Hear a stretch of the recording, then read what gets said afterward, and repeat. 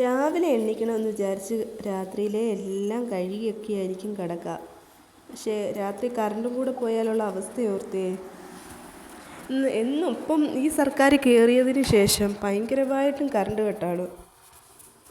അങ്ങനെ ഇന്നലെ രാത്രിയിലും കറണ്ട് കട്ടുണ്ടായിരുന്നു. രാത്രിയിലൊന്നും ഒരു തരി ഉറങ്ങിയിട്ടില്ലായിരുന്നു. ഭയങ്കര ചൂടും കൂടെയായിരുന്നു. അങ്ങനെ എണീറ്റപ്പം താമസിച്ചു പോയി, 6 മണിയായി. പിന്നെ ധൃതി കൂട്ടി പെട്ടെന്ന് തന്നെ അരി അടുപ്പത്തൊക്കെ ഇട്ടു. അതിനിടയ്ക്ക് വെള്ളമെല്ലാം തിളപ്പിച്ച് വെച്ചു. പിന്നെ ചായയൊക്കെ ഇട്ടു. രാവിലെ എനിക്കൊരു ഗ്ലാസ് ചായ കുടിച്ചില്ലെങ്കിൽ ഭയങ്കര ബുദ്ധിമുട്ടാണ്.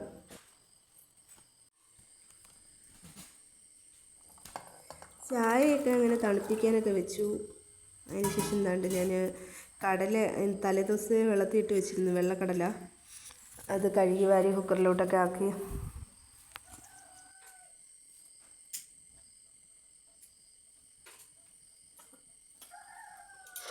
നമ്മുടെ ഇപ്പോഴത്തെ സർക്കാരിനോട് ഒരു അപേക്ഷയുണ്ട്. ഇങ്ങനെ കറണ്ട് കട്ട് വന്നു കഴിഞ്ഞാൽ ഭയങ്കര ബുദ്ധിമുട്ടായിരിക്കും ജനങ്ങൾക്ക്.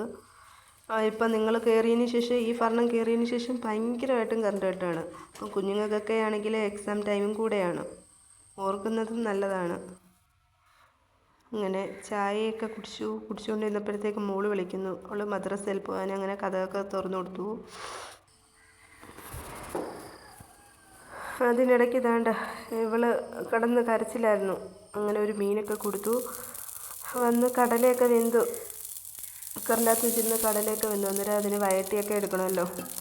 അങ്ങനെ ഒരു ചട്ടിയിലേക്ക് ഞാൻ എന്താണ്ട് കടുകും പെരുംജീരകമൊക്കെ ചേർത്ത്,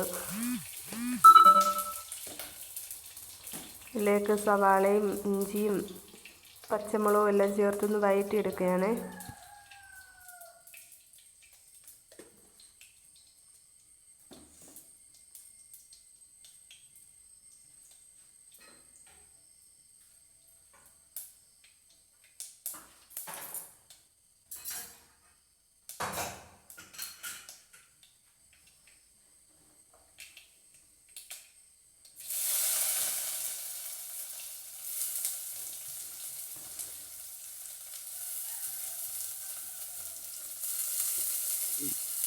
അങ്ങനെ സവാള ഇഞ്ചിയും പച്ചമുളകും ഒക്കെ ചേർത്തൊന്ന് വഴറ്റിയെടുക്കാൻ. ഇവിടെ എല്ലാം കൂടെ ചേർത്താണ് വഴറ്റിയെടുക്കുന്നത്.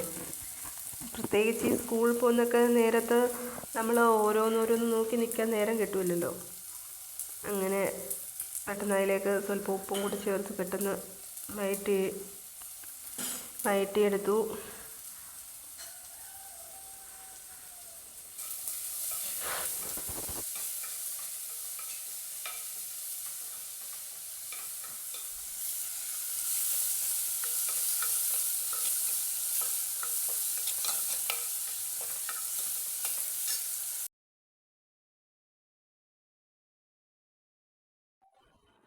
ഇതിലേക്ക് പൊടികളെല്ലാം ചേർത്ത് കൊടുക്കാം. ഞാൻ മഞ്ഞൾപ്പൊടിയും മുളക് പൊടിയും ഗരം മസാലയും എല്ലാം ചേർത്തൊന്ന് വഴറ്റിയെടുക്കുന്നുണ്ട്. എന്നിട്ട് രണ്ട് കുക്കറിലേക്ക് വേവിച്ച് വെച്ച കടലയും കൂടി ചേർത്ത് കൊടുക്കാം. വെള്ളക്കടലയല്ലേ, നന്നായിട്ട് വെന്തിട്ടുണ്ട്. ഇതിൽ നിന്ന് സ്വല്പം കടല എടുത്ത് ഞാൻ മിക്സിയുടെ ജാറിലേക്ക് ചേർത്ത് അരച്ചെടുക്കാറുണ്ട്, ഒരു കൊഴുപ്പിന് വേണ്ടിയിട്ട്.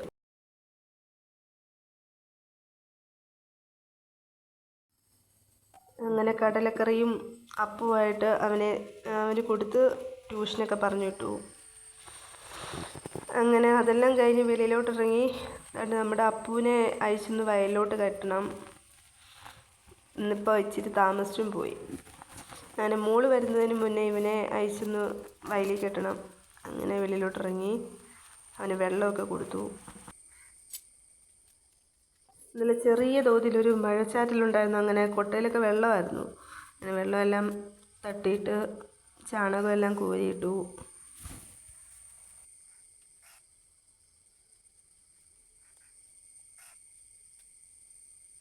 അങ്ങനെ അവനെ അയച്ചൊക്കെ വയലിലൊക്കെ കെട്ടി. എന്നിട്ട് മോള് വരുന്നതിന് മുന്നേ അവൾക്ക് ലഞ്ച് ബോക്സൊക്കെ റെഡിയാക്കി വെച്ചു. ചോറും ഇന്ന് കിഴങ്ങ് മെഴുക്കുവരട്ടിയും മീൻ പൊരിച്ചതുമായിരുന്നു. അങ്ങനെ അതൊക്കെ അതിന് ശേഷം വേണ്ട ചോറ് ഊറ്റി വെച്ചു.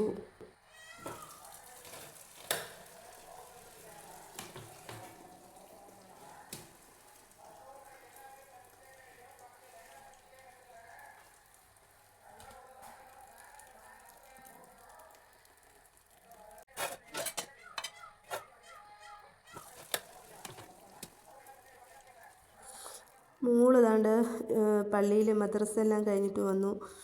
അവൾ സ്കൂളിൽ പോകാൻ റെഡിയായി. അങ്ങനെ കാപ്പിയൊക്കെ കൊടുത്തു. അതിനിടയ്ക്ക് ദാണ്ട് റൂമൊക്കെ അവർ കിടക്കുന്നത് പോലെ തന്നെ കിടക്കുക. അങ്ങനെ അതെല്ലാം ഒന്ന് ക്ലീനാക്കി തൂത്തുവാരി.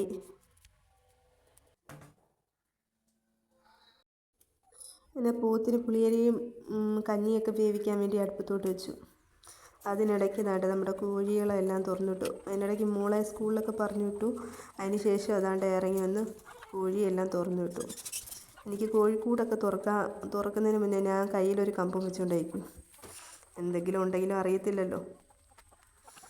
അങ്ങനെ അവരെയൊക്കെ കയറ്റി തീറ്റയെല്ലാം കൊടുത്ത് കയറ്റി.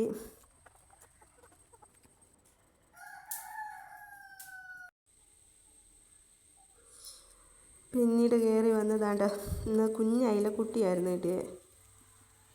അയിലക്കുഞ്ഞ് നല്ല ടേസ്റ്റ് ഉണ്ടായിരുന്നു. അങ്ങനെ അത് മീൻ കറിയൊക്കെ വെച്ചു. പിന്നെ ദാണ്ട് കിഴങ്ങ് മെഴുക്കുവരട്ടിയൊക്കെ വെച്ചു.